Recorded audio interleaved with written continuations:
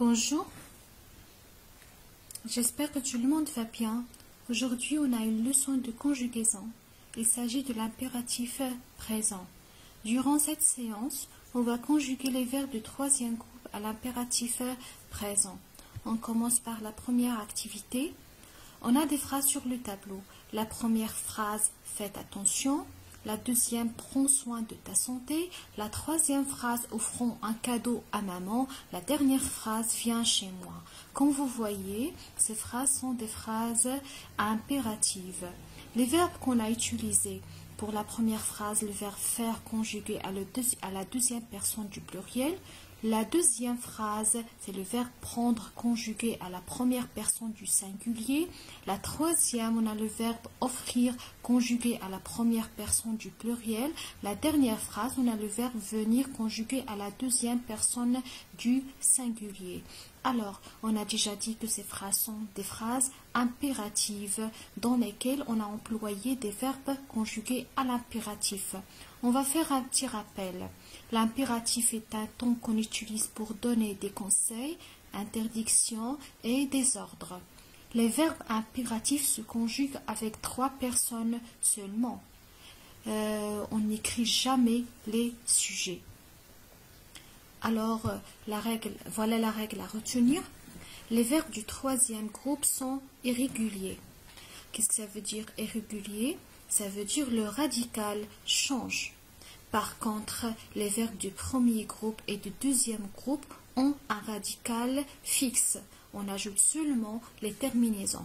Mais pour les verbes du troisième groupe, il faut faire attention. Chaque verbe a ses particularités. Alors, les verbes du troisième groupe sont irréguliers et ont la plupart du temps les terminaisons S, ONS, EZ. Je vous donne un exemple. Pour le verbe lire, on peut dire lit, lisant, lisez. Et pour le verbe courir, on peut dire, ou bien on va dire cours, courant, courez. Les verbes comme offrir, ouvrir, cueillir se terminent par E à la deuxième personne du singulier. Offrir, on peut dire offre. Ouvrir, on va dire ouvre. Cueillir, on va dire cueille.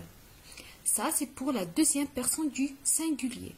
Pour la première personne du pluriel et la deuxième personne du pluriel, les terminaisons sont ONS et EZ. Voilà sur ce tableau quelques verbes qui se conjuguent ainsi. Pour le verbe être, on va dire soit, soyons, soyez. Le verbe avoir, on va dire aille, ayons, ayez. Vouloir, veuille, veuillons, veuillez.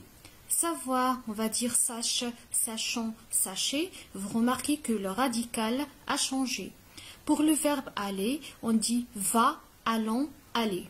Mais quand le verbe aller est suivi d'un Y, vous remarquez qu'il y a une exception pour la deuxième personne du singulier. On ajoute anès, on dit vas-y, allons-y, allez-y. Alors pour le verbe aller, il y a une exception. Quand il est employé avec un Y, on ajoute dans ce cas anès. Pour l'exercice 1, on va conjuguer les verbes à l'impératif. Faites attention. Entre les parenthèses, j'écris la personne avec laquelle vous allez conjuguer le verbe.